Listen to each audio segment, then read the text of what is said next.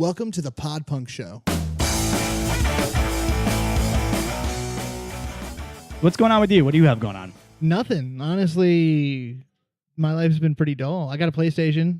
Yeah, how's that been, actually? I wanted to talk to you about that. It's fucking, dude, like, I got so, here's the best part about it. Like, right. You can get used games way fucking cheaper, right? Of course. Of course, absolutely. But the same with condoms. now you can download games. You can pay for them and just download them right to it. Like, you're playing. Oh, they are actually embracing that finally. They're like, hey, you don't actually need to have this stupid CD. No, not at all. Like, so I bought Uncharted 4 and just downloaded it. That game looks awesome. I never got to play that. Dude, it's fucking great.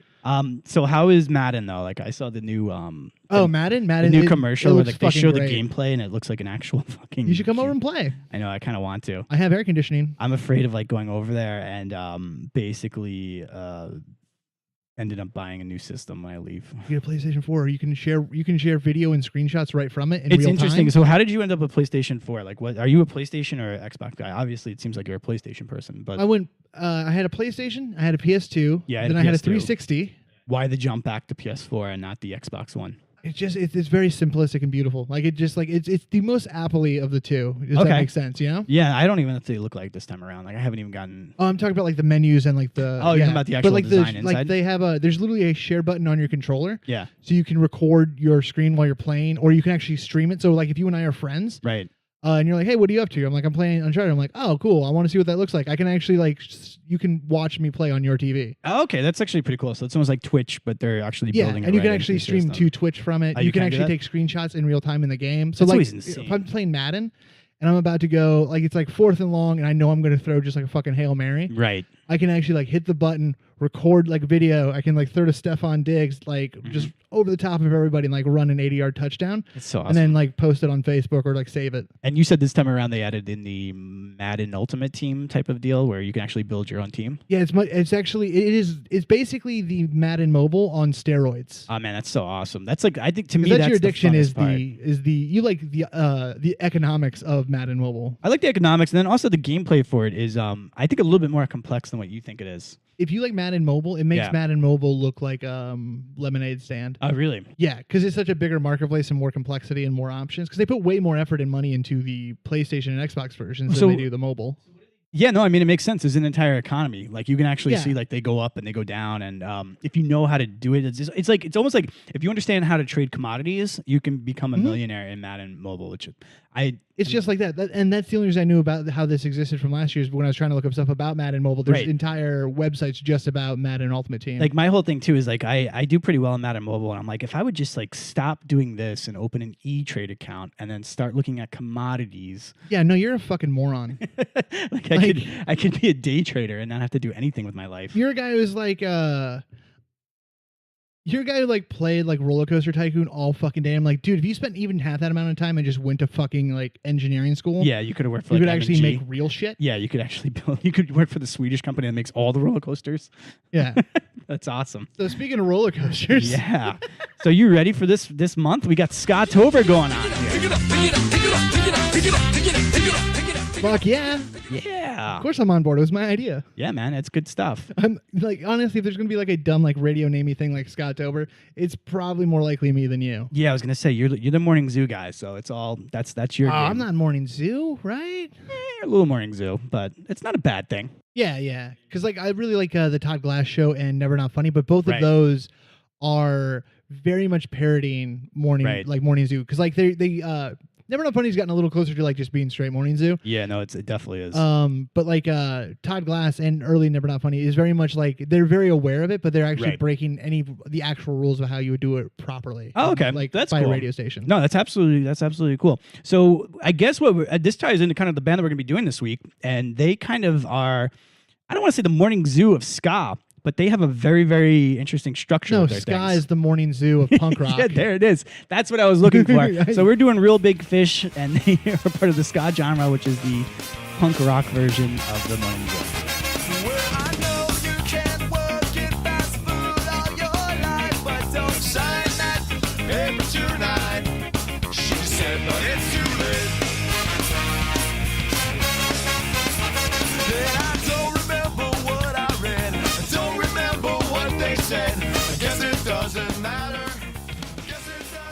So yeah, Real Big Fish. Yeah, man. How do you feel about these guys? These guys are awesome. Yeah, they're fucking great. Right? Yeah. And like this is the other thing too, is like we're gonna be covering the album here, Turn Off the Radio, right?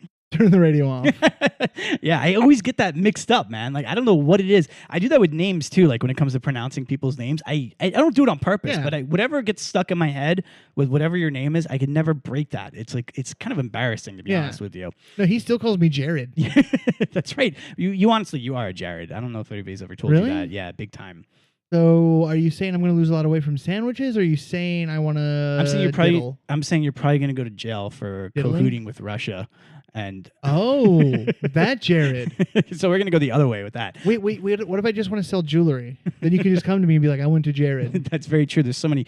I didn't realize how many Jareds are out there. Now that you think about it. Do you think there's anyone named Jared that tried to be a rapper and called themselves Ja Red? I think Ja Rule was originally that, and he had to change his name because of copyright. No, there's. I'm not trying to go into racist territory, but right. I love when whenever Aaron starts a sentence off with that, I always get tense because you're very. I know you're very nice, but you also have some crazy. I'm very thoughts. PC too. Yeah, you're very PC. Oh no, you're a good guy. There's no one in the world who can start a sentence off with like, let's not get racist, but. Yeah, no, I know exactly. Here's all. Some of my best friends are. Yeah. I don't mean to be racist, but let's get rope. Like that's usually how the sentence ends. I'm not trying to go there, but there's not a lot of black dudes named Jared. No, there aren't a lot of black guys named Jared. That's very true. Because it is such like a white middle class name. No, it's like a yuppie, like boring. Like they're either child molesters or they're heirs to billions of dollars. There's never anything in between. Or they just like sell used BMWs and like bang true skanks. They absolutely do that. Skank bangers. So what I was gonna say would turn the radio off. I get nothing for skank bangers. You get skank bangers. I'll give you that. By the way, that was my ska band. Skank bangers. I like it. It was actually a mix of like a early '90s like thug rap, like Tupac, like gangster rap, and ska. You should definitely try to go back and get some demos of that. If you don't have them, make them. Skank bangers. Yeah, skank bangers. We're dropping a mixtape this month. It sounds like a really bad porn site. You know, that's all the money that band ever made was when we sold that name. So what I was going to say with Turn the Radio Off is I didn't realize how early this album came out. Like I was thinking like 2001. Oh, is it 97? 96. I was close though. So I have to ask you, when this album came out, because you are the OG of everything, did you actually listen to it when it came out? Like, is this one of those ones where Aaron had it when he was like 8 years old? No. I was like 10. You were like 10? Like I heard this before I heard Rancid. Right? Yeah. So like what I was going to say though is like I got this album probably I wasn't in 5th grade. I was more than likely in middle school. So I had to be like 7th or 8th. Okay. But even that puts it about, 2 to 3 years behind when it actually came out. Yeah. That makes sense. Yeah, right? I guess that would make sense. Because like you and I both, I think, were too young to actually remember. Like there was a time where like ska was it. MTV. Yeah, no, ska was it. Because like I remember when I was in 5th grade, Tragic Kingdom had just came out, and that was Gwen Stefani, No Doubt's first, which I think is their best album. No doubt. It was their second album, right? So I think it was their absolute best album that they had put out. Yeah, that's pretty hard to argue. There are some really great songs on Return of Saturn, but but that was like I think they started transitioning into that new that's when it became more Gwen Stefani, the pop singer, and then it became No Doubt the band. It's almost like that's their new wave, which is kind of interesting too, because we're gonna get into that a little bit later on.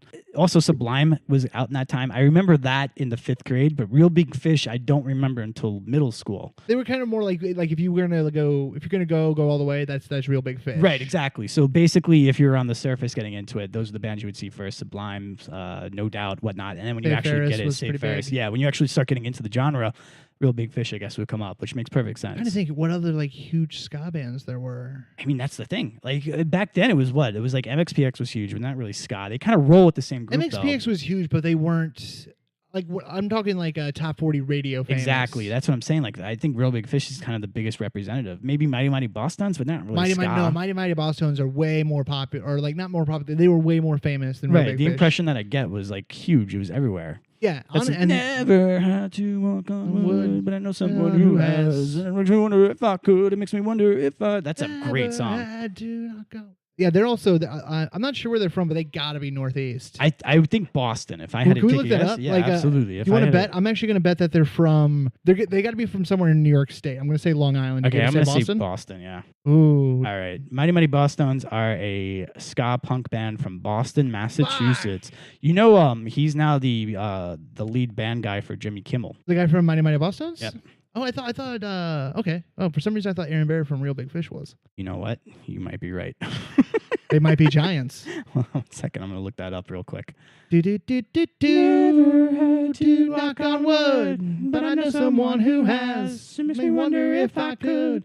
It makes me wonder if I never. They're awesome, man. That dude's voice is also so fucking cool.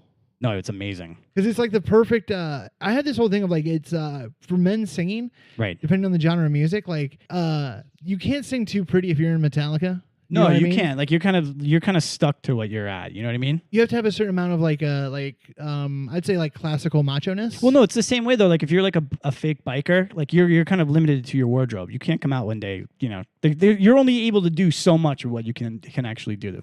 Yeah, no, like exactly. Like you can't wear Armani, right? If you're like, yeah, this is my hog.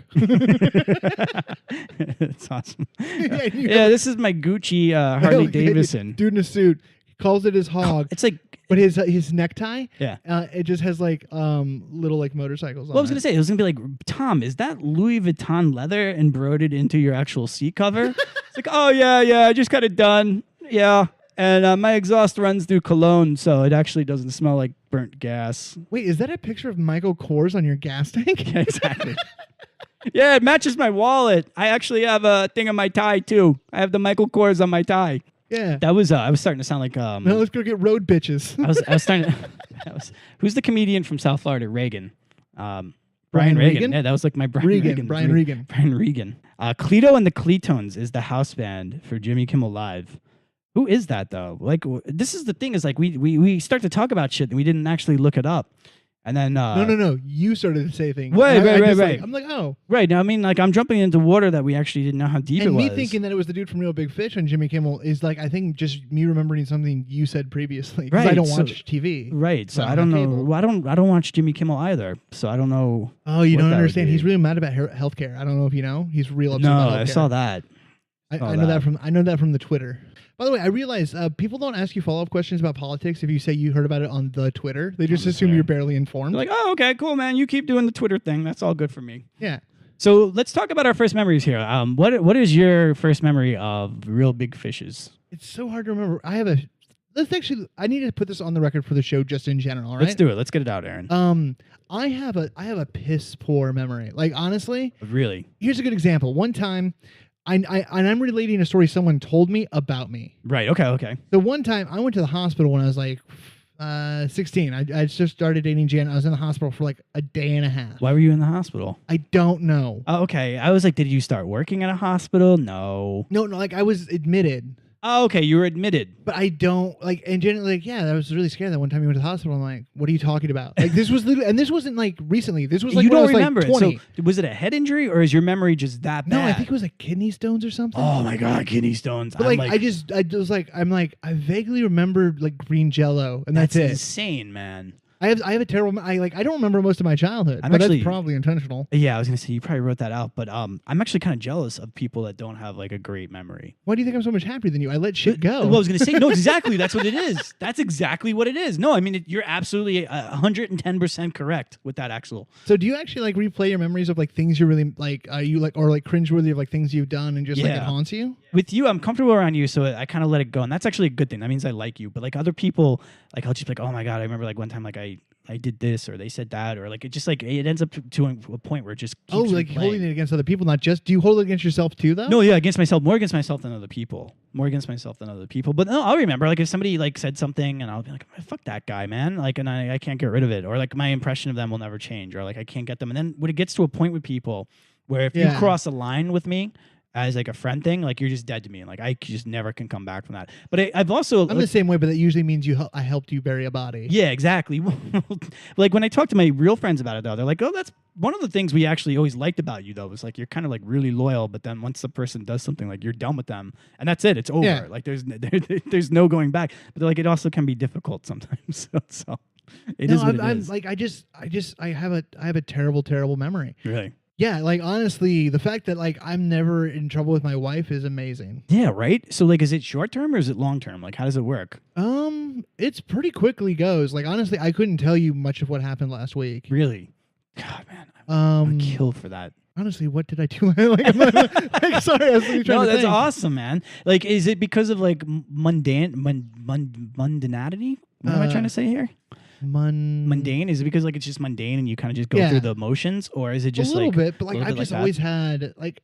Here's the thing about memory for everybody though. Every time you remember something, you're actually reading that file in your brain and then rewriting it with like how you remembered it. Oh yeah, no, it's definitely so over not time. reality. Like it's like the game of telephone. Yeah. But like all my memories that I still remember, like I remember the time I started a forest fire. I remember that. You started a forest fire. Yeah, that's a story for another time. Okay. I remember the time I'm writing that down right now. I got arrested. You got arrested. Okay, who hasn't gotten arrested? Yeah, but the thing I got arrested for was so fucking dumb. Okay, I'm gonna write that down. We're gonna come back. The second it was literally for riding lawnmowers down a sledding hill. You rode a lawnmower down a sledding hill? Basically. Was it snow covered?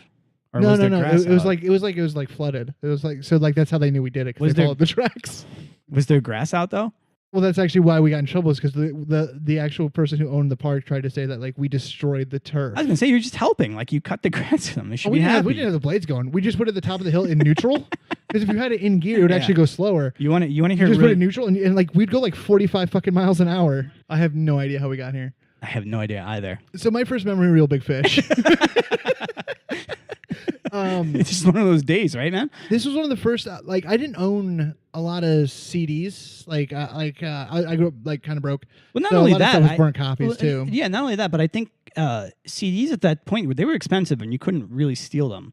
So, in order to get a CD, you kind of had to make a decision. Well, the other thing too, I never went to the store alone. I grew up in the country. Right. You know, I was never unsupervised enough to like develop a plan. Okay. But I'm just saying though, like not to steal them. I'm just saying though, like if you were going to spend money, like you kind of had to really pick your band. Like the band had to be good in order for you to buy the CD. Yeah. So this was one of the I did buy like this album. I showed John a picture of my room when I was like 17 and like I actually had like the liner notes that folded out into like a poster up on my wall. Cool. We're gonna try to get that and put them into the liner notes in this episode. Yeah, it's amazing. The show notes if you look down below your podcast. The reason why he brought that up is because like I remember it too, and I said it to him, and he's like, "Oh my god!" He actually pulled up the thing, but this CD had a specific booklet that was incredible. Anybody that knows this CD knows the booklet I'm talking about. Basically, it had all the band members, but it looked it basically was like a Brady Bunch thing. Yeah, and like I had no idea. Like when I actually saw it folded open, I had forgotten about that. I thought it was like flipping through it, the book. It was like page 1, there's a guy. Page 2, there's a guy. Like I didn't realize it actually opened up. It was like the Brady Bunch. That was really cool. But I remember buying this. I remember like wearing this out. Okay. And then I remember I actually lost this album because my car got broken into. I got all my CDs stolen once. Bastards, man. But I rebought this album a couple years later because I saw Basketball for the first time. Right. They were in Basketball too. I forgot about that. And when you hear like the way that they do their music, like it makes perfect sense. They're the same type of humor that like Matt and Trey would love. Oh, well, Matt and Trey didn't write Basketball though. No, they didn't write that. No, that's what's that dude's name? You gotta look this up. It starts with a Z. I think he made Airplane too. Or maybe it was Planes, Trains, and Automobiles. It's not Zucker. It's like maybe it is Zucker. Or maybe it's it's not Zoolander. It's definitely not Zimbabwe. It's probably not Zamboni. It might be a zucchini, but if it is zucchini, I'm not going to eat it. We're looking for the guy that wrote Basketball is what we want to know? Correct. Or directed or produced it. Like it's a dude whose last name starts with a Z. It's not ZZ Top. Did you ever play Basketball? Oh, no. You never played it with... I was too busy fucking. Oh, yeah. That's always my excuse for when I didn't do something. That's funny. It was the Zucker brothers. What did they do?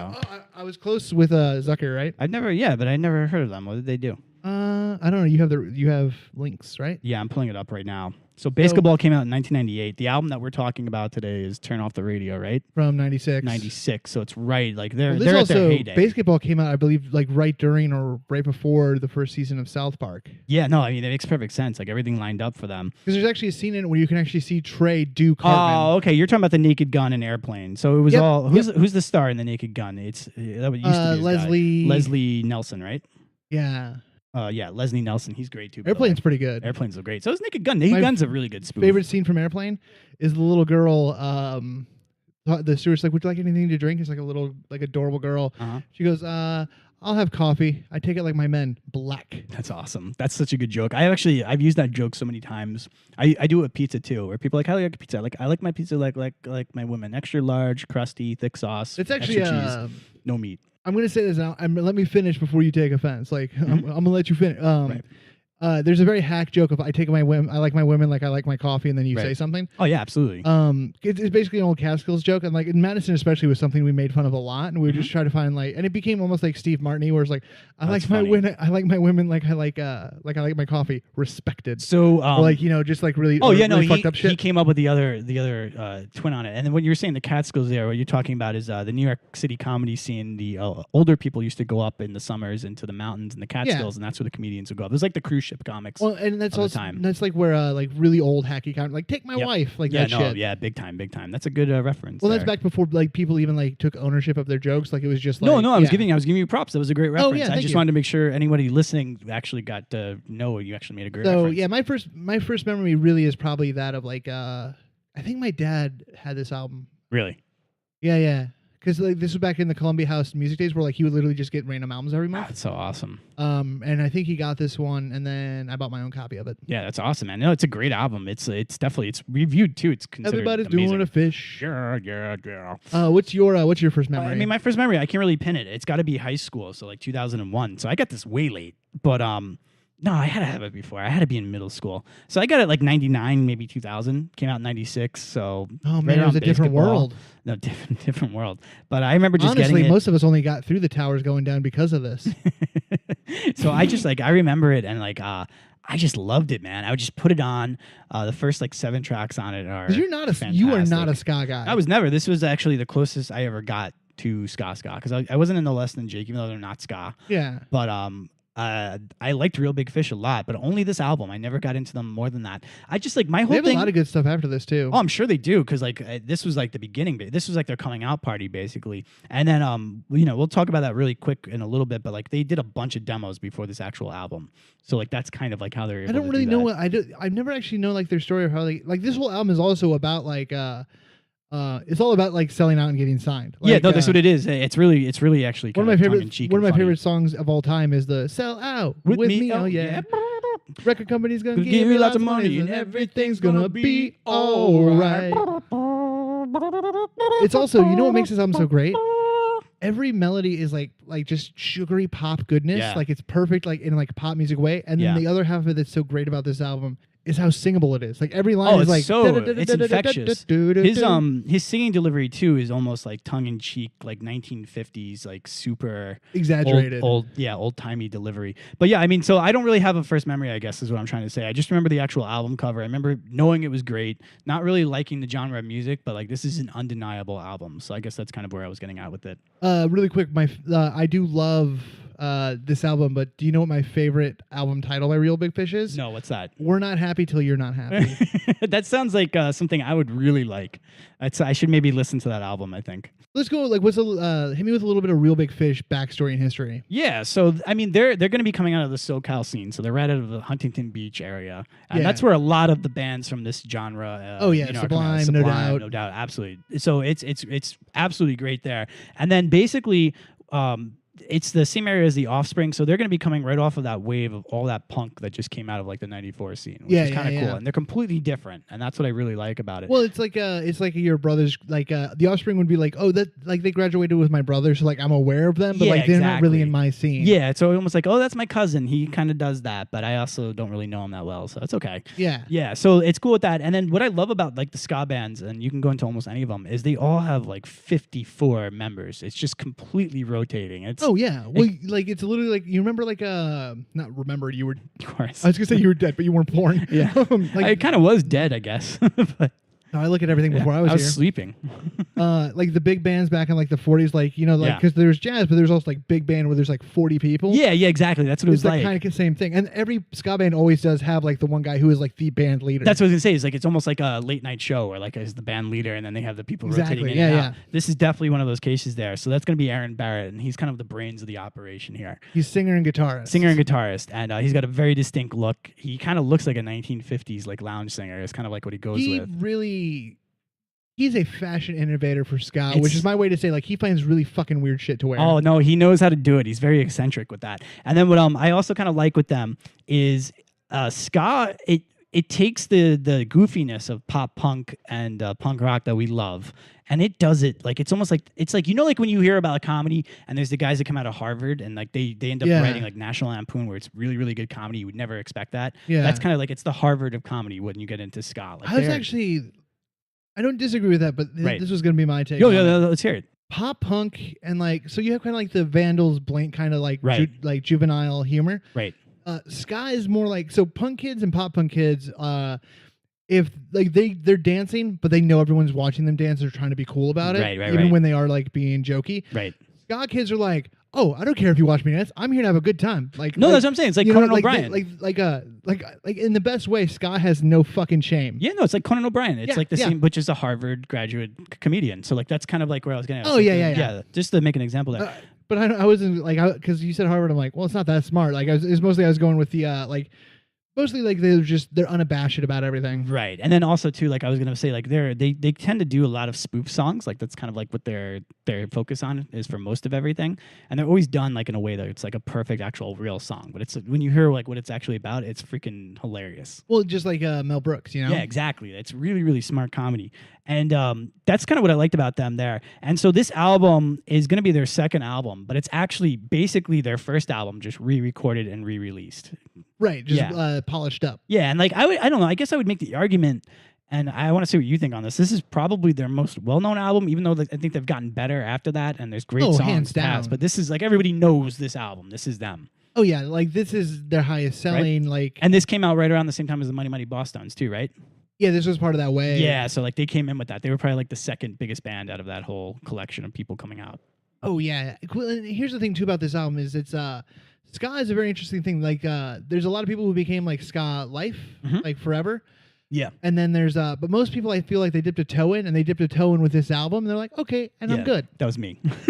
So that was most of America. Yeah, most of America, yeah. And it's interesting, and we're gonna get into that. I'm actually kind of here interested to hear your history of how we there's got there's to a little point. Professor Aaron today. Yeah, no, I'm excited. And then so I mean that was basically it. Like there's nothing really else to get into it there. The only other thing I could say with this album is it's like perfect, like in a good way though. You know what I mean? Oh, like I said, like there's not a song on this that doesn't like get you going. No, and like you mentioned something earlier, and I want to make sure it gets in. Is you were saying like everything that's supposed to happen happens when it's supposed to happen, and it just happens. You don't have to worry about it. Like anytime in your head where you're like, anytime they're like they sing a lyric and then they'd be like da na na na na, like it's exactly what they do. Like they give you exactly what like your brain wants to finish a phrase. You know, their songwriting and structure is freaking fantastic. Yeah. And then the other thing like I kind of noticed with it, and I want to see what you think about this, but it with their horns and like just their feel, I wouldn't be shocked if Paul Schaefer was like orchestrating like their actual horn section. And like that's just kind of like how they feel though. Like you know how, like when you see Paul Schaefer and like he's kind of like into the pen. Their horn section is so fucking tight. Oh, it's amazing. Well, here's the thing, because you didn't like play like in high school band, right? Yeah, no, I was in a high school band, but we were past the ska phase. No. I mean like band, like marching band, concert band. No. Okay, don't be so dismissive, you cock. Yeah, no way. Like I don't know why, but I instantly went like, "Hey, motherfucker." No, but that was actually I have a note on that. I was gonna say later on in the episode that this is like when band teachers like where they were like finally like the cool class, and I don't think they realized it at the time. They're like, "What? Everybody's fucking signing up, like even the cool kids." Yeah. Well, you don't know about my first band. No, what's that? The very, very first band I ever played one show at like a high school talent show. No. Okay. Before this is middle school. Oh, okay. I got a couple kids from like concert band. Like I got a guy who played trombone. I got a guy who played trumpet. That's awesome. I played bass. That's great. And like we played something. I can't. I think we played. We actually played a Me First and the Gimme Gimme song, which is all instrumental that I transcribed. Cool. Oh wow. Yeah, like so technically my very, very first band was a ska band, but that's like great, I've never man. told you about that because it was literally like just for that. Well, no, because like when I was in middle school, and that's when the band started forming in our town. That's about that time. Everybody was joining band class so they could learn their instruments. Because I also think you got one. I think you had to pay for it, but it was paid out in payments. Oh yeah. My the reason I brought up the concert band thing though is horns and different instruments in band. Like you know how like if you tune a guitar to C, you tune a bass to C, it's the same C and a piano. Yeah. That's not with horns. Horns are in different keys or different not keys. Octaves? They're not octaves. Like I was gonna say octaves doesn't really matter. Different tunings. So if you play a C on a piccolo, or not piccolo is a C instrument. If you play B flat on a trumpet, that is actually a C on a guitar. Oh, really? So it's called transposing. Okay. And the reason this is because every instrument has a different range of how low and how high it can go. Right. But on like a staff of music with the 5 lines, is in order to get the most use out of that without having to go too high above or below. Right. If like say its range is a little higher, they'll actually call them different names for the exact same tone. Okay. So like this a lot of times, especially unless like you're really good like saxophonist. Yeah. It's really hard for you to improvise because like we're just playing. It goes A, E, D, whatever it is. You can't just do that on your saxophone. No, because you actually have to in your head go like, oh, it's not this, it's that, and it's not visual. Like when you finger to like when you blow in and you do a different fingering for a note on saxophone. Right. It's not just like piano where you're like, well, I just move my hands like down one. It makes sense too, and like not to bash ska, but ska was always kind of like the more nerdy kids, and like I would make sense that you'd kind of have to be doing some like rocket science math in real time in order to be able to. Yeah, and it's also the intonation of like being in tune with a lot of these instruments. Right. Is it like trombone? Trombone, like you actually when you do the slide. Yeah. There's not like little lines or you. Well, I was gonna say like you don't know. It's like playing a stand-up bass without the fretboards. Yeah, like, you just have to hit it where you hit it without the fret. Exactly. Yeah. No, it's really talented. But I mean that was great. And I just remember in middle school too. Everybody was joining band class to get their their ska band together basically. Yeah. What did I played percussion because like I know how to read music, but I can't like read something the first time, but I can sit down and figure it out. I can actually write sheet music better than I can read it. I could see you as a percussionist. Yeah, I wanted to be a drummer before. I never wanted to play bass. I wanted to be a drummer. And it's cool because bass and drumming is really connected, so it makes kind of perfect sense. Yeah, and I was playing drums when I was really little. Well, that's cool. So, I mean, I guess that's my memory. I don't really have one, but we just got some cool middle school banter out of it. So, but that's also we just got the history of Real Big Fish. Now, I do want this really quick. Let's just do kind of our last kind of like opening business when we do a band. What do we got? The positions and players. All right. So, I mean, you ready for this one? Yeah. All right. I'm gonna start with the current members, okay? And then we're gonna get into current just on this album. Oh, this album is what you want to hear. Yeah, like you're gonna have to give me a minute then to pull that up. Yeah, just pull it. It should be on. All right. So wiki. I got it right here. All right. You ready? What are the players and positions on this? Like, who do we got doing what? All right. So we have Real Big Fish. We have our leader, our fearless leader is gonna be Aaron Barrett. That's gonna be the vocals and guitar. Mm-hmm. We have Grant Barry on the trombone. We have Andrew Gonzalez on the drums. We have Scott Klopfstein on the trumpet and vocals. We have Dan Reagan on trombone. And we have Tavis Wirtz on trumpet. Tavis, not Travis, Tavis. And then we have my favorite and probably your favorite, Matt Wong on the bass. Fucking God. He stands out and he is an awesome dude. He's also, coincidentally, he named the band Real Big Fish. Oh, really? And it's his biggest regret of his entire life. To this day. Oh, really? He hates it. And I think they all did. And I think Aaron ended up, that's the lead guy, kind of running with it. And his humor is, I think, a little mean-spirited and caustic sometimes. And I can almost see him like enjoying that nobody liked it. And he's like, that's our name then. That's perfect. And he's also the one that changed it from reel into like a fishing reel just to really if you're gonna drive it home. Yeah, but it was a spoof name of one of their demos. And Aaron just was like, that's our band name. And Wong's like, no, I don't think so. He's like, no, it's okay. Don't worry. You'll get used to it. Yeah, it's a placeholder and then the album comes out. Absolutely. And then you want me to get into the guest musicians or that's it? No, fuck them. All right. That's what I say. All right, that sounds good. Like that's way too. Really quick, how many people are playing horns on this motherfucker? How many people are playing horns on this motherfucker? We have 1, 2, 3, 4 in the band, and then guest horns. 1, 2. We have like 6 guys playing horns on this. Because most ska bands, you got 3 horns max. So they're doing 4. That's why it sounds so full. Oh yeah, no, they have like a full orchestra going. It's really cool. Yeah, I bet they march. I'm sure they can march. I'm sure they do. They probably do the dancing too, where they're like skanking while they're playing the horns. Oh, well, obviously, John, that's mandatory. Exactly. All right, let's just take a quick break. We'll be right back, and we'll jump into the album. All right, cool. We're going to go out with some Real Big Fish, because that's what this episode's about. Yep. Everybody's doing the fish. Yeah, yeah, yeah. Better. Everybody's doing the fish. Yeah, yeah, yeah. Everybody's doing the fish. Yeah, yeah, yeah. Everybody's doing the fish. Yeah, yeah, yeah. Hey guys, we hope you're enjoying the show. If you are, it would help us out a lot if you could rate, review, and subscribe in iTunes or however else you get your podcasting fix. Or better yet, just tell somebody you know via word of mouth. It goes a lot farther than you think. It's not so bad being trendy. Everyone who looks like me is my friend. Please don't hate me because I'm trendy. They're not gonna laugh at me again.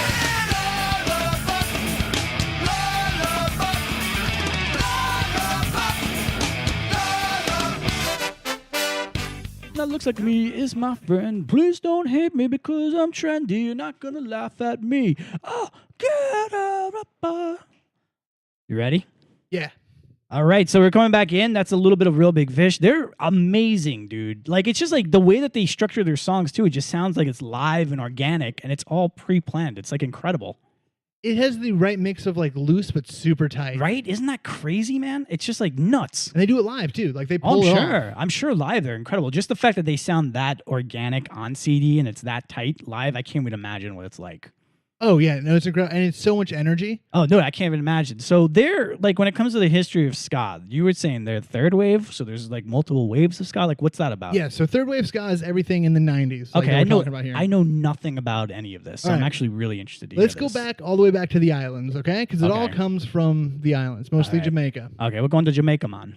So ska, as we know it, has basically 4 grandparents, I want to call them. Okay, and what does that mean? There's basically 4 genres that the elements from which ska was built. Okay, so you have a grandmother, grandfather, grandmother, grandfather. Yes. Okay. So we have rocksteady. Okay. Which sounds a little like this. Hands in hands, I'm just a lonely boy waiting for someone to love. So we got rocksteady. We also have. Okay, but what makes that rocksteady? Rocksteady is it's a lot slower. Okay, slow tempo. If you notice, it doesn't have the same amount of bass movement as reggae does. Okay, but it has the upstroke. Dun, yep. Dun. Off beats. Dun. Okay. Rock steady. It's always on the and, so it's and. Okay. 1 and 2 and. So it's much slower. It has a little bit of horns, but that's not the biggest element of it. Okay. It's almost kind of like the ballad version of island music. I was gonna say it's like post-hardcore. It's what? Post-hardcore. How so? That's what post-hardcore was. It was like it's more melodic. It's slower. It's the genre of what it was, but slower. I get where you're coming from, but it's kind of at the same time. It's basically the ballad version of reggae. Right, but I'm saying that's like what post-hardcore was. It was like the ballad version of hardcore. Okay, that's fair. Actually, You know what? I take it back. You were more dead on than I thought. Uh-huh. It was a deeper analogy than I thought you were aiming for. Right. So that's first. We got rocksteady. Then we also have dancehall. Okay. Let's hear a little bit of dancehall. This is some dancehall. This is what I'm talking about. It's very Sean Paul. Very Sean Paul. Very shaggy. Very shaggy. But it's so dancehall is very. That's exactly what it is. It's like if you were to go to the hall in Jamaica and dance, like this is what you would want it to be like. You have almost a DJ on the mic. Yeah. He's not rapping, but he's kind of talking a lot. But it's a very specific vocal cadence. Yeah. No, the cadence is there, and you can tell it works with the Jamaican accent. The music is tied right into it. It's really also has a very hard-hitting bass of bump, bump, bump, bump. Okay, cool. Bump, bump. Okay. It's a syncopated, like, hard kick. I like that. And it's very dancey. It's very upbeat. Okay. Then we have reggae. Mm-hmm. Let's see a little reggae. We all know what reggae is, but just for posterity. Bob Marley. No, I'm gonna go Peter Tosh. Peter Tosh. All right. Feels the pain. Why must I trod this lonely, lonely road? Why must I carry?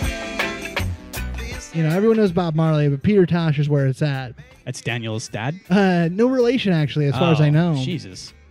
So let's make it a reggae. Reggae is a little bit more... Reggae is really all about a moving bass line. Okay. It still has the upstroke guitar. Yeah. Which just kind of gives you a... telling you what the chord is, but it's not... Well, you know, the bass is definitely progressing the music. Yeah, it's doing all the movement. And then the other type of music that kind of goes into the... Totally see how a pot drives in with all this, too. It's very chill. Oh, it's super fucking chill. Very chill. Like right now, I could just be like eating shrimp on a dock, just like hanging out. Rocksteady, reggae, even dancehall is like you're stoned, but now you're like kind of excited. It's like you drink a Four Loko, like you're a little drunk, but you got some energy. Like it's like Red Bull and like dankest of dank. Yeah, no, it's good, man. And then last of all, we have calypso.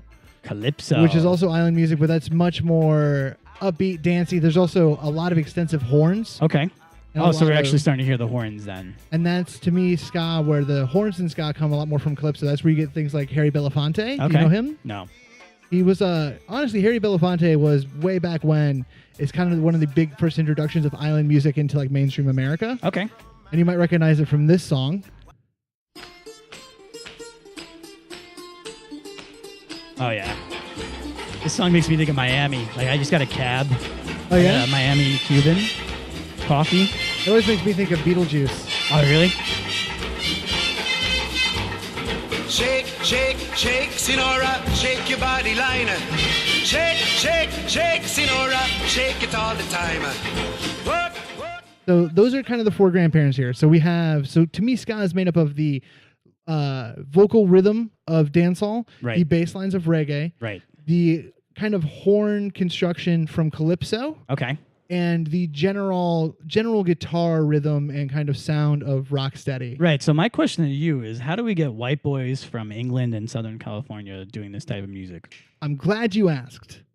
So the big first movement that happened, so that this is all kind of combines into what I would call first wave of ska. It's kind of this original source. So that's first wave coming from the islands with people that are traditional natives. Yeah. Okay. Like where, like right from where it's really from. Would you say Bob Marley's first wave or no? I wouldn't call him ska though. I'd call him reggae. Reggae. Because like there really is no true first wave ska, because ska is the blending. Well, I was gonna say because like that's just the blending. So that's what's a little tricky about it. The first blending is what we call two-tone. Okay. So two-tone is like the specials. I don't know how familiar you are with the specials.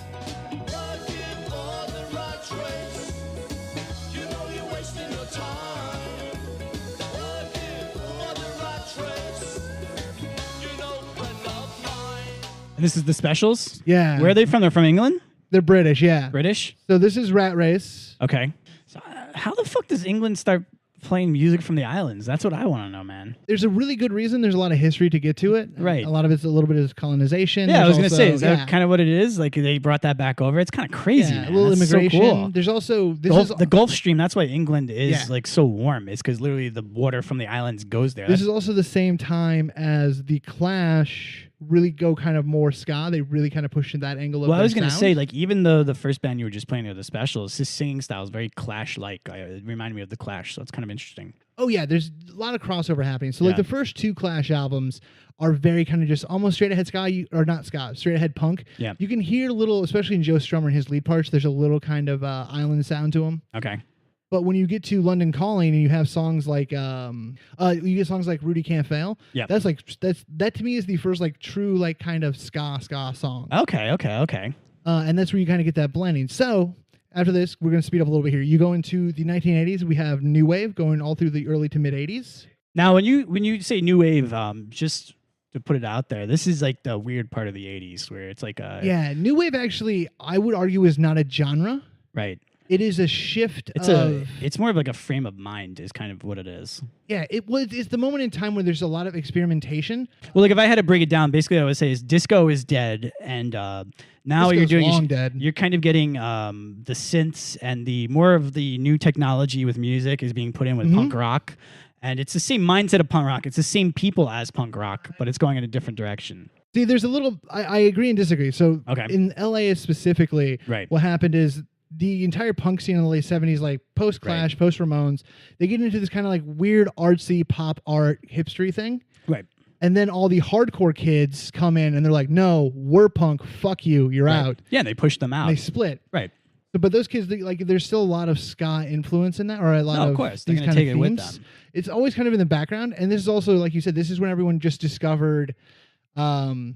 This is also when everybody just for the first time actually discovered synthesizers. Right. And they're trying to figure out how does this actually work in music. They don't know too. But what I'm saying though is like if you look at even the New York scene, all of the new wave out of New York, they were from CBGB and they started going like Blondie, like straight up punk. New York Dolls. Yeah. Even Devo was kind of punky and then they went in that direction. Oh yeah, Velvet Underground, like the most Yeah, but also I would argue the other side of the flip side of the coin of new wave, right, is emo. Is like the first wave emo. Okay, like who would you Smiths, say there? Morrissey. Oh, the Smiths and Morrissey. That's brand new's like main, main like source Smiths of and Morrissey are like Absolutely. the first real fucking. No, it's interesting. Emo. I think it's always cool because like when you think of like Sting and you think of Blondie, you don't think punk rock, but like they're kind of coming out of that. It's kind of cool. Yeah, they were they grew up out of punk rock. Yeah, I mean it's the same relation as like Panic at the Disco to like a real punk band, but it's the same genre creating that. It's kind of cool how you can see how that road leaves there. Yeah, it keeps redoing itself. I love that.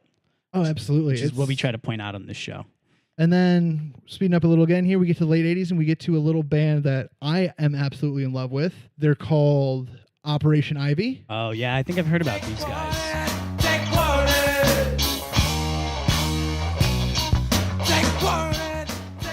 So you have just like they are truly what we think of the third wave ska. They are like the proto to that whole movement. Well, yeah, and like what I love about Operation Ivy is we always like talk about NoFX Punk and Drublic kind of being like the before and after when it came to like punk. Like we brought that up in our NoFX episode.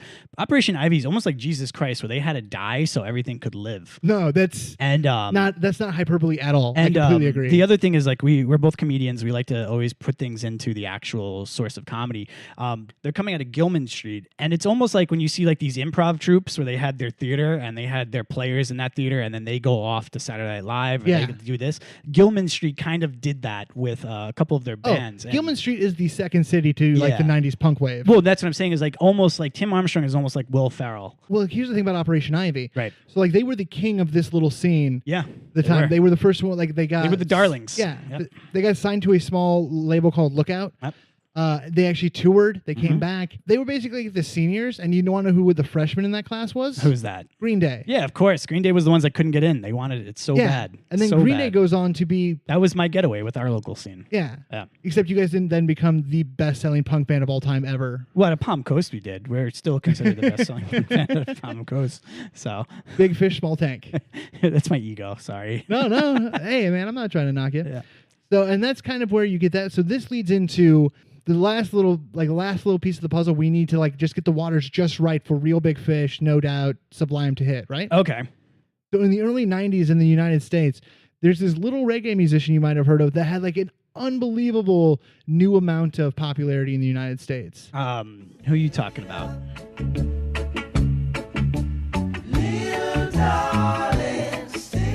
Of course, I'm talking about a little man known as Robert Marley. Bobby Marley. You want to know my theory on this real quick? Sure. So, do you know what the first reality TV show was? Big Brother. Oh, Cops. And I feel like you're setting me up for a joke. And the intro to that was a very reggae type of song. It was total reggae. And I think it was kind of building on that resurgence is kind of what you're talking about. The exact same time, and it became the most popular TV show on the air, which is insane to me. Did it really? Yeah, it was up there. It was incredibly popular. Well, it's so voyeuristic, and humans love to watch other humans do shit. Well, we had never seen that before. We're like, wait a minute. So like, I can actually now just at 8 p.m. I don't have to go outside and be drunk to watch my neighbor get arrested. I could just see everybody else's. This is amazing. Pump this in. And also, let's be honest, like, we can watch Florida neighbors get arrested. Like, oh, that's great. Yeah. That's where they go. That's like the actual Olympic athletes of white trash. Yeah. Like you want to see that. It's the that's best monster trucks to pickup trucks. Absolutely. That's a great analogy there, man. So yeah, that's perfect. So like, yeah, Bob Marley, like he kind of starts this like his popularity in the 90s, especially with like stoners. Yeah, no, he was big, man. Yeah, and that I think that kind of gave the context needed for after like the first wave of pop punk breaks down, like because like Green Day still went on, but like Rancid, NoFX, all these guys, like their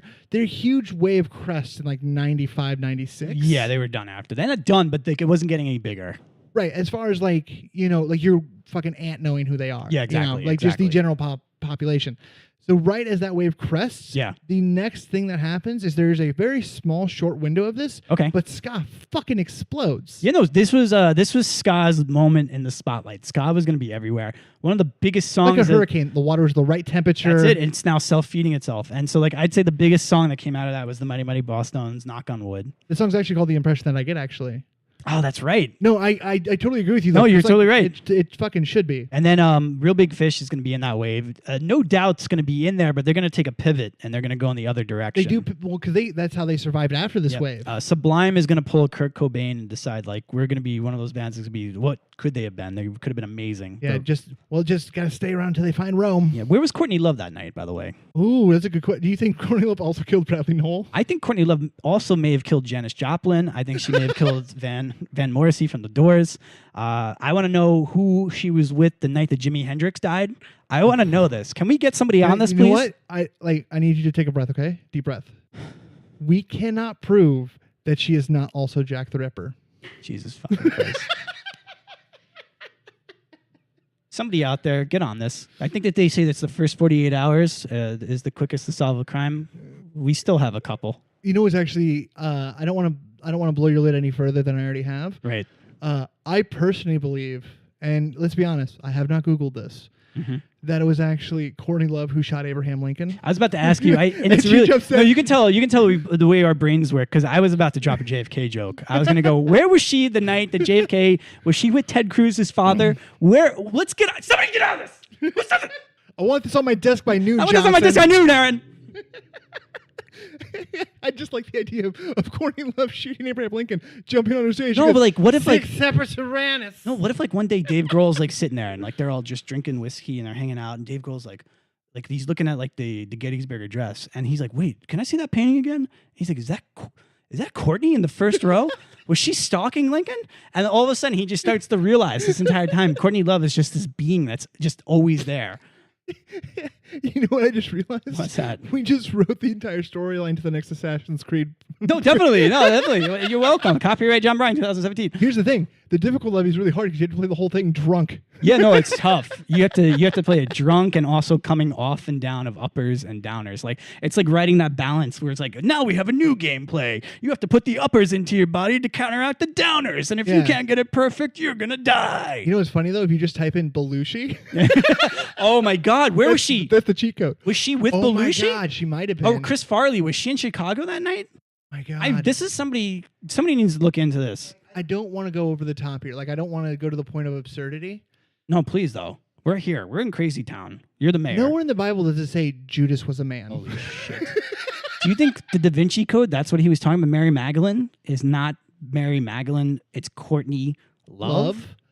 Oh, well, let's be honest. What's the one song? All you need is love.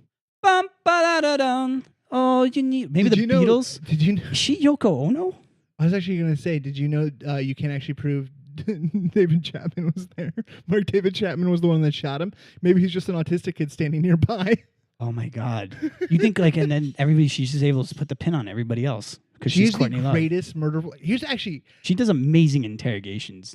She's killed so many people at this time. I actually don't think she's an assassin. I think she's a time cop. Well, she's trying to keep the space-time continuum from repeating. That's why these people had to die. Well, when you're a succubus, like basically, that's how you're able to feed yourself. And I think that's a little bit of what it takes. We need to look into this. We might have to do a follow-up episode on where was Courtney Love. If you want to help our search to find it, it's almost like Carmen Sandiego. Where in the world is Courtney Love? If you want to help us out, can you just send corkboards and red string? Yeah, please. You can get on this. So, John, your bedroom is now going to be our war room. I knew I grew this beard out for a reason. We're gonna get a table with little figurines of everybody and like push them across like it's a World War II movie. I'm going out to buy suspenders. I'm gonna have black coffee, just cold, stale black coffee. And like you're gonna start coming over. I'm gonna be like, I've been working on it for 2 weeks now. You're gonna start dressing like Winston Churchill. I'm gonna start dressing like FDR. I'll tell you this, Aaron. I can't prove she wasn't in Chicago that night. That's what I can't prove right now, man. I think she also started the Chicago Fire. So let's get back on track here. Where are we at? My last thing on this. My very last thing on this. No, I like it. I actually still like my theory that she is actually more like Watu the Watcher, and it's her job to she had to kill all these people to make sure the time. Yeah, she's actually doing everybody a favor. We don't realize how much she's actually doing to the human race. Did you know the next Nirvana album would have torn the universe apart? Like like when you get when you open a thing of icing and you take like a scoop of it and you eat it. Yeah. If she doesn't kill you in that moment, you will eat that entire carton of icing and you will die. And she's basically saving us from ourselves is how I kind of look at it. I never looked at it like that. No, honestly, if Janis Joplin was still alive today and Abraham Lincoln was still alive today. Right. I just want to know why Elvis. Why was it his time at that moment? That's like I just want to sit down with her Weirdly and just enough, ask her. that one was natural. That wasn't her. That's the one. That We wasn't can her. rule that one out. And then she just went in afterwards and put in all the other things to throw it off. How about this? This is what I want people to do. You want them to call in? We have a phone number for the show where you can leave us voicemails, right, John? It's WWCLD. What would Courtney Love do? No, what did Courtney Love What do? did Courtney Love do? WDCLD. What did Courtney Love do? So I want you to tweet at us with that hashtag. That's hashtag WDCLD. Or I want you to call in and leave us a voicemail. And I want you to tell us your theories of who else throughout history Courtney Love has killed, okay? Yeah, we want to know it. So you can get a contact with the show and leave this voicemail at 857-342-5777 or 857-DIAL-PPS. That's right. All right, now let's actually talk about this album. All right, so we're going to talk about Turn the Radio Off, which is the second album of Real Big Fish. And we mentioned earlier that they basically just re-recorded half of their first album. Let's just call this their first album. Right, and here's another thing I just wanted to bring up to you, and this is kind of more of your genius. You brought up in the past how K-Rock was very, very influential in creating a lot of music scenes. Oh, the entire ska bubble comes from K-Rock. Right, and do you know who the guy on the cover is being held up on this album? The guy is a DJ from K-Rock, and they put him on the cover as kind of like a, hey, Is man. it Kevin Levine? No, it's just the guy's name is Jed the Fish. He's a K-Rock personality. No, Jed the Fish is still around. He still has a show. Yeah, I believe it.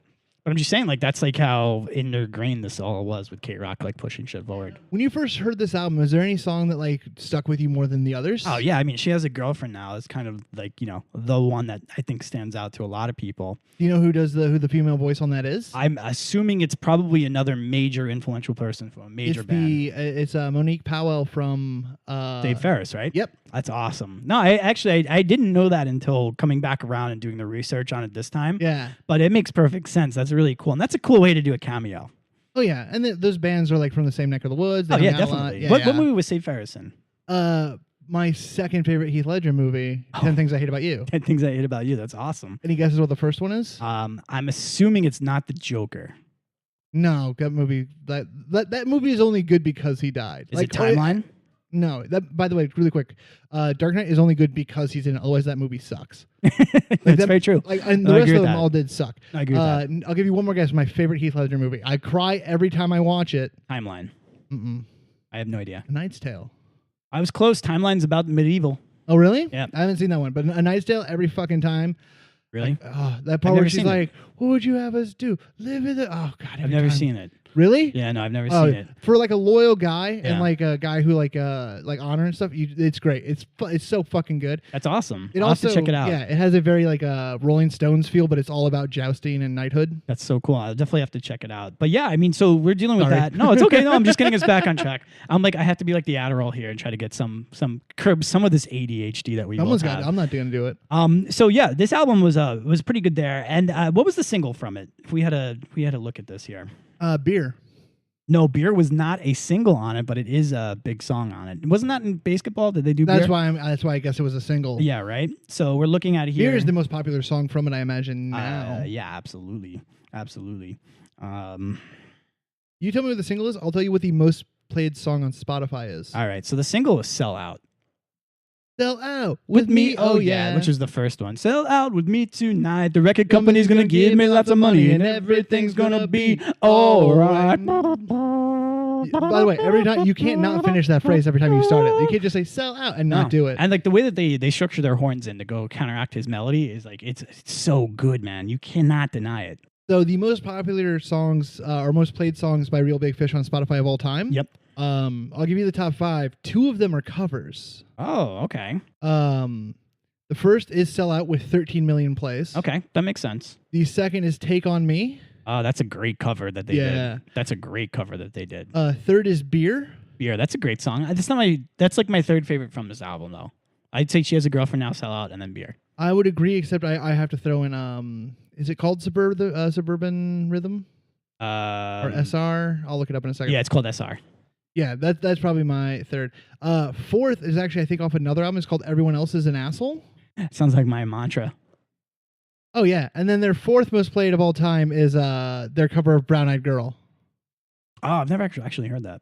I almost thought about every time we said ska in this episode, actually like putting in a pick it up, but I realized how hellish that would be to edit. That's a lot of work. And probably not fun to listen to. So this album came out on Moho Records, which was basically a joint venture with Universal Music Group. And they started that in 1996. So this is like one of the premier albums that came out on it. Oh, is it MOJO? Yeah, Moho. Mojo.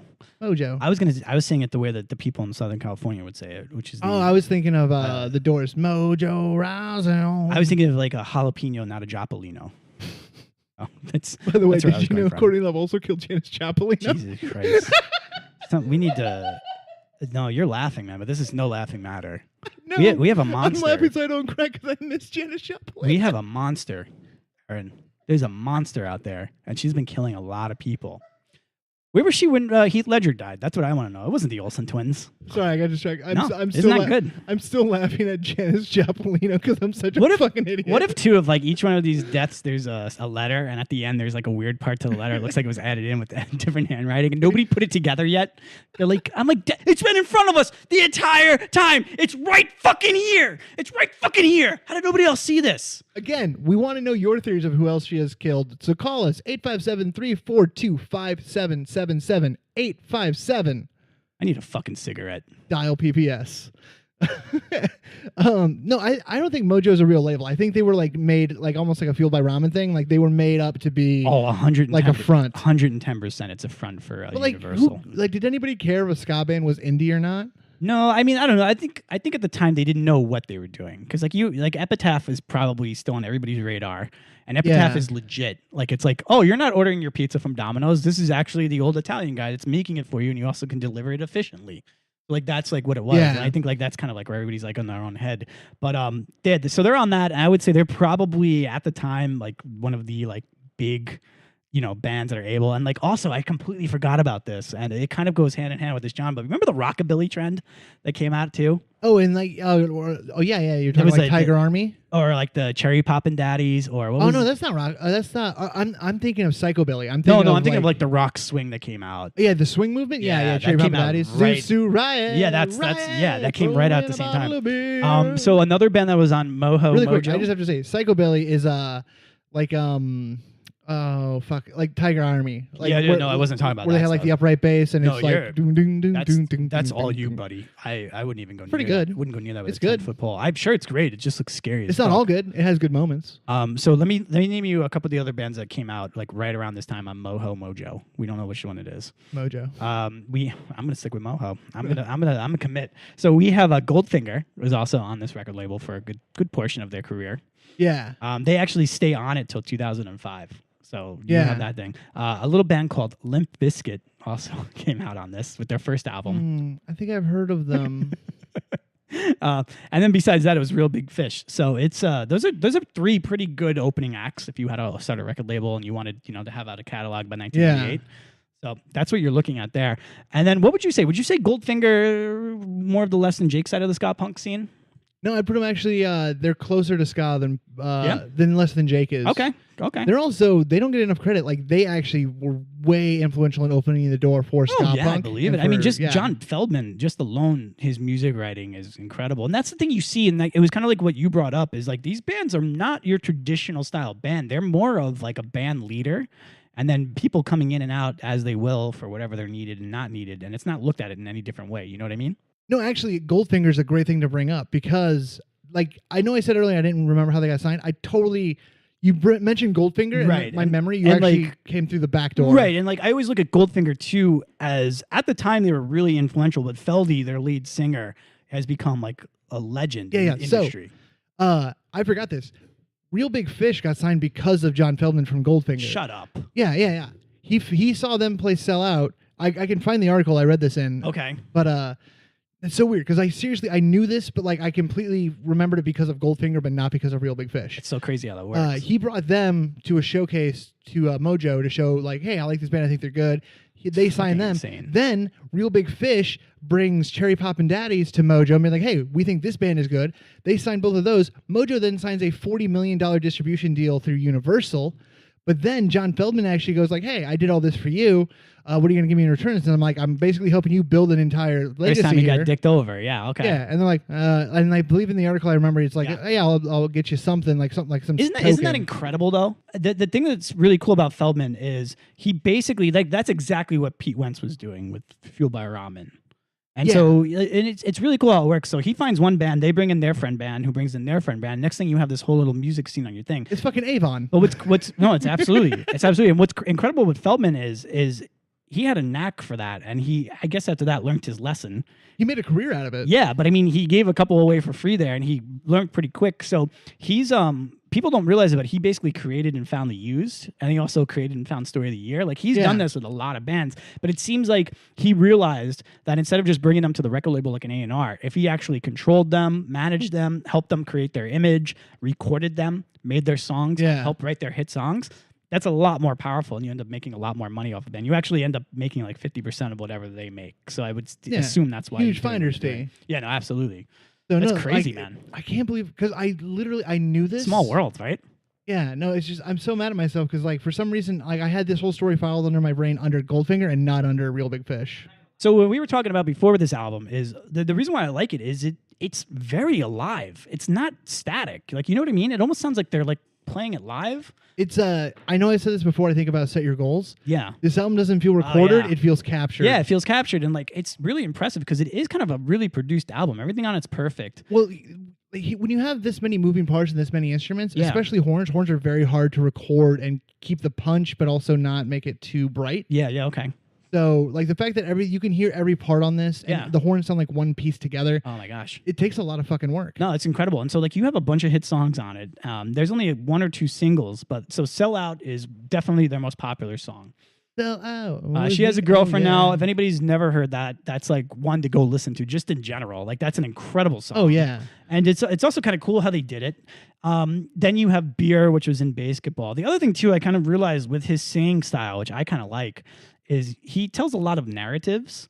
So he's always like talking about some girl in almost every one of his songs, and it's like what she's saying. And he says that multiple times. She'd be like, oh, blah, blah, blah, blah, she said. And like that's what he says. Like he has a really cool way of kind of delivering the story with which the is song. Also really perfect of the mid-90s though. Like if you kind of think of like Buffy and Clueless, like and then she said, and then he said, like it really fits the culture of the time. And it's also Clueless is Southern California lifestyle, basically, is what they're making fun of. Absolutely. And that's where these guys are from. And then also like Gwen Stefani's right out of there. She's about to blow up. Like this whole Southern California scene is becoming so pop culture.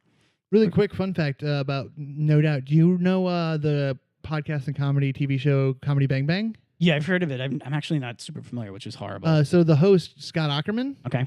He's actually from the same place as No Doubt, and he actually at one point tried out and was almost the singer of No Doubt instead of Gwen Stefani. That's awesome. And then that was the main thing. Which is so weird. You know Gwen Stefani wasn't the first singer of that band, right? Yeah. Yeah, the guy killed himself, and then that's how she ended up becoming the singer. I didn't know that part, but I still blame Courtney Love. Yeah, no, he might have been there. So he was the lead singer, and Gwen Stefani's brother was in the band. And he one day just went out into the woods. Garth Stefani? Garth Stefani, yeah. He one day, the lead singer went out into the woods and I guess put the hose in his carbon monoxide exhaust. And then he just offed himself. And then that's how they ended up trying out Gwen. So my favorite song on this album is Suburban Rhythms. Sorry to go all emo on the ska podcast. Yeah, Jesus Christ. Keep it with your starting line bullshit. So what's your favorite song on this album is SR? Yeah. Okay. Cool. So what I love about this one is the story of it and also what they do with it live. So cool. They sing about this whole thing of whatever happened to Suburban Rhythm? Why did Ed and Scott quit? Right? Okay, so they're actually talking about a ska aspect of like a band or an influential ska. So there was this band. It was kind of like, you know how there's like the band in your town that was before you, but they kind of broke up before they like got traction. Yeah. But they caused all this to happen. Yeah, and they're like the legends is what they're looked at. Yeah. Everyone looks at them as like it's like my uncle that died too soon kind of thing. So there's this local band. And that's what they're singing about here. And what's really cool is that band was really known for, they would actually play some of the songs like twice in their set. Okay. They'd play it once like their normal ska version. Later on they would play it again. But they'd just play like a heavy metal version of the same song. So awesome, dude. So Real Big Fish, whenever they played this song, they play it, it's like a 15 to 20 minute version sometimes, like usually a little shorter. Yeah. They play this extended version where they keep doing verses and choruses over and over again, but they just dramatically change the style of music. Isn't that fucking insane, man. So it's like so deep because they're actually paying homage to the band that they're talking about in it. That's so cool. I'm like, that's the main thing too, is like when you look at Real Big Fish, they're like the perfect ska band. They're like the pinnacle of it. They're not fake though in any way. Like when you see like these types of bands in other genres, they're almost like put together by the industry. Like they're kind of like this part and that part. And well, you can't fake ska because ska is it's almost like, how do you make synthetic plastic? No, I know exactly what you're saying. And then also what I'm kind of saying with it though is like they do everything right. Like, you know what I mean? They're using other bands on their album. Even though the Save Ferris band really didn't need their help in getting exposure, but they're keeping the community going. Yeah. And then they're getting their friends signed, the Cherry Poppin' Daddies. Yeah. They're working hand in hand with Feldy, John Feldman from Goldfinger. Mm-hmm. And then they have a song on this album that's paying homage to a band that was influential to their genre. And they're doing something live with that song that band did as like the cred for it. Like they're just like, they're too good, man. Well, and let's be honest, they got signed to basically a major label. Yeah, that was like a... but their most popular song is also perfect mid-90s irony of it's all about, we're going to sell out. This is us selling out, and so now the record company's going to give me lots of money because we're selling out. Right, and that was the song John Feldman heard and was like, I need to get these guys signed. So fucking brilliant. Yeah, no, it's really, really cool, man. Just to finish off my thought about the playing it in the different styles. Yes. Like, you've played in bands, like, you know, like, if you play the chords like full chord, now it's a little more folky, now it's a little more punk. Yeah. But to do it in like 15 different ways requires like mastery. Well, the only way that I can describe it for anybody to kind of even get a grasp of what it is, it's like when you watch those YouTube videos of the guy in his closet and he does like 40 impressions in 5 minutes. Yeah. And he just rolls right through them. Exactly. That's exactly what that is. It's like 100%. It's a perfect, and in order to do an impression, and it's a sign of intelligence too. That's why things start to mimic other things. Yeah. But you have to hear all the little nuances. It's the same with comedy, how comedy can just find that little piece that sticks out, and that's the thing you talk to somebody about and they laugh, and that's what's funny about it. It's so obvious. Impression's the exact same way when you're actually doing somebody's voice and inflections. Oh, totally. And so this guy, Aaron, he's like a genius. He's got to be like a fucking Mensa. Savant type of thing. He also seems like, and I don't know him at all, and I'm not here to knock him, he seems like he's probably a fucking horror to be around when he's like writing and recording. Because it's the guy like, he's the guy who knows what to do. Yeah, so like everything. Yeah, there's not. He doesn't need anybody else, but there are other people there. It's kind of what it feels like. I don't know that though, but that's what the feeling I get from it. It's a little. He's the master in the moment. Have you ever you've never seen Real Big Fish live? Just their like live recordings, like the DVDs? I had a couple of their live DVDs that I've seen a lot. But I've never seen them in person live, but it's amazing. Can you tell me what they were again? Because I actually want to check that out. I love to. Like I love. This is why I love doing the show with Aaron. Is like this is a band that I liked, but I never got into. Now he's giving me something that I didn't even know existed, and I actually was asking him about it, and he actually is the expert on it. All this show is you and I kind of just like reinfecting each other. It's just trying to feel alive again on the inside. But no, I'll lend you that DVD, Live at the House of Blues. Live at the House of Blues. Okay, cool. And then if not, I'm sure you can find it on YouTube if anybody else wants to check it out. Yeah, I'm sure it's on YouTube. Yeah. If you follow us on Twitter at Podpunk Show, if I find it on YouTube, I'll probably tweet it. So yeah, we're gonna basically roll into a commercial. Then we're gonna put on another Real Big Fish song, and I challenge you to not enjoy it. Make sure you put your chain wallet on before you skank, and make sure Courtney Love is not around. Don't say her name more times; she might show up. Courtney Love.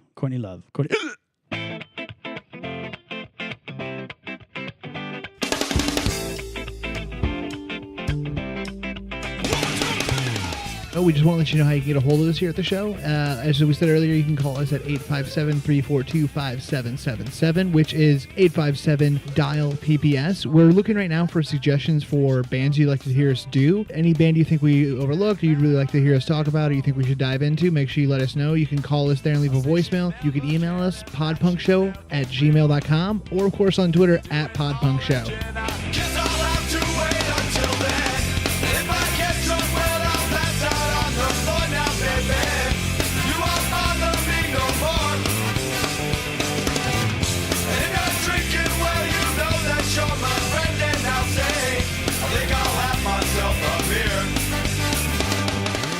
All right, John, Real Big Fish, your opinion out of 5, and go. Well, it's tough because like I've started to look back on other ratings that I've given bands, and like I don't know, my ratings are all over the place. Like nothing really. Like I've completely discredited everything. Well, when you only have out of 5. Well, it's not only out of 5, which by the way, like I hate when like you rate them out of 5. It's like I give them a 4.4. It's like no, that's not out of fucking 5. That's out of 100. So you give them a 44 out of 100. I said out of 5. That'd be an 88 out of 100. I'm going to take a deep breath. You're right. It would be an 88. I'm picking up what you're laying down. So I have to give them a score. This album, like it's like a 5 out of 5 album, but like it really doesn't do anything for me either. Like I don't listen to it. I went back. I really enjoyed listening to it. Oh, really? Yeah. But it's like the way I would look at it is like to describe it to anybody that hasn't heard it, which I hope you go listen to it. I hope like we talked enough about it that you're like, oh, I should go check out this band that was huge at one point. It's kind of like if you had friends over and you just needed to put on like music in the background to keep everybody happy and like just like be there. Yeah. It's a great like album for like that type of situation. Oh, it is great. And it's a thing of, I don't put it on often either, but once you do put it on, oh yeah, no, you finish it. Yeah, you go through it. And I think it's awesome. I think it's a cool genre. I think they're a great representative of the genre. I think it's great that we found out that John Feldman from Goldfinger is somehow involved with them. We've talked about him before in the past. Yeah, he's one of those behind the scenes guys. Our universe that we're building is starting to come together. Our Marvel universe is finally taking shape. We for a while there, I thought we were DC. And we're looking more like Marvel. So I'm liking that. Thank God. So I just thought we were going to just be just Batman. Everything else would suck. Yeah. So I mean, like, I'm going to give the album 4 out of 5, and I'm going to give the band a 2 out of 5. Okay. Why? Why not?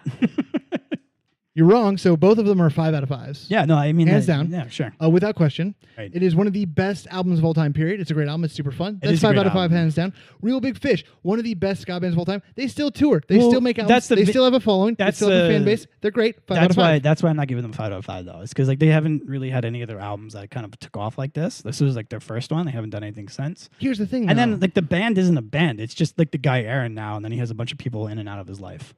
Well, yeah, because also. So what I'm trying to say is maybe it's not them, Aaron. Maybe it's not them. Nope. 5 out of 5. Fine. That's cool with me. 5 out of 5. I'm not arguing with you. Pick it up. I'm not going to pick it up. Pick it up. Pick it up. I'm not going to do it. 2's too low. Use all that. 2 plus 4 equals 5. So that's good. All right. I disagree. I disagree with your logic more than your point. If they would have had more successful albums and songs. They have a lot of successful albums. It's just they're not popular in the circles that you go in. Well, you know what I mean? That's what I'm saying, though. I think that's a state of success, right? Okay, the starting line is the same then. I'm not going to argue with that. The starting line wasn't that Sorry, successful. that's my phone. Oh, that's okay. I changed my ringtone. Why don't you answer it and put it on speakerphone? Let's talk. All right. No, do you get what I'm saying though? Like this, like there's a lot of bands like we talk about that are the same thing of like they still go and they're still good, right? But the general public couldn't fucking tell you their name for $1 million. I'm giving them a 2. I'm giving them a 2. This is the first time you've ever given a rating that I defiantly disagree with. Well, that's fine. You're gonna have to accept it. I do accept it because you know why, John? Why is that? I have a terrible memory and I'm gonna forget this. Right. I'm never gonna forget this moment. Bronx disagrees too. He's squeaking toy. All right, so.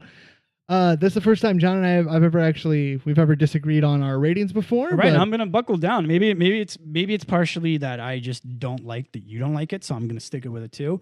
Or maybe I feel that they've been a band for a very long time. Their first album is great. I'm not saying that they're a bad band, but I'm just saying that they haven't been able to reproduce the magic. No, like I get where you're coming from. I think it's the thing of is this thing in general that I always think about of like people are like, oh whatever, like they must like they don't exist anymore. I'm like, no, they're just not on the radio anymore, but they're still doing great. Yeah, like basically all I'm saying is that it's a great album. They're a great band. I had great times with the album. I like listening to it again, but to me, I'm giving them a 2 out of 5. All right, you know what? I'm telling you your opinion. I can't argue that. So, anything else you want to get in this week? Yeah, I mean, this was a fun episode. We really dove into ska. Yeah. It's been a successful SKA'tober so far. Absolutely. Like, honestly, this is a SKA'tober for the ages. It's a SKA'tober for the ages. It's definitely our best one, I would say. Yeah, this is the hunt for Red SKA'tober. No, it's been absolutely great. I'm going to look back at this time and remember SKA'tober and all the good memories that we had with it. I wasn't listening. I was trying to think of a way to work in SKA'tober skies and Jake Gyllenhaal. All right, so that should do it for this week's episode. My name is Aaron Haig. And I'm John Bryan. Stay punk.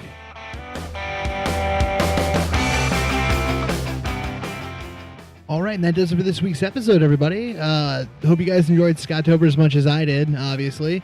Right, so let's do some music credits. We played a lot of drops in this week's episode, so let's give some credit where credit is due. When we said SKA'tober at the beginning, I played a little bit of Pick It Up, which is actually from Yo Gabba Gabba. It was one of my favorites. That was suggested to me by _lost_ on r/ska on Reddit. I got a lot of great suggestions there. It was hard to choose, but I felt like that one was good for a quick little drop of some Pick It Ups. By Real Big Fish, we played Sell Out, Trendy, and Beer off of this album, of course. All right, now when we did a little history of ska, I played People Get Ready by Slim Smith, Park Up the Hearse by Merciless. Why Must I Cry by Peter Tosh. By the way, you should definitely check out Peter Tosh. Jump in the Line by Harry Belafonte. Rat Race by The Specials. Take Warning by the legendary Gilman Street band Operation Ivy. And a little snippet of Stirred Up by Bob Marley. I also wanted to give some quick shout outs to some people who reached out this past week. Diego from Florida sent in a cool email talking to him a bit. That was fun. Pink Olifant on Twitter is always awesome. California Chris. And at Fan Show, all on Twitter. Great. If you actually like sports, check out the Fan Show. It's a great sports podcast, and Richard, who runs it, super cool guy. And of course, Chad Knight on Facebook. He's always really cool. If you want to reach out and you want to be mentioned here sometime, just all you have to do is reach out on Twitter at Podpunk Show. We're also on Facebook. Just look for Podpunk Show. And thank you so much for listening. I do want to apologize personally for us missing an episode last week. That is 100% on me. I had a bit of a family emergency, a bit of a family crisis, so I wasn't able to get the episode up last week. We really apologize for missing that, and everyone who reached out, I really appreciate that. Thank you so much. We'll be back on schedule going forward now, and we'll see you next week with another episode. And until then, of course, and as always, stay punk.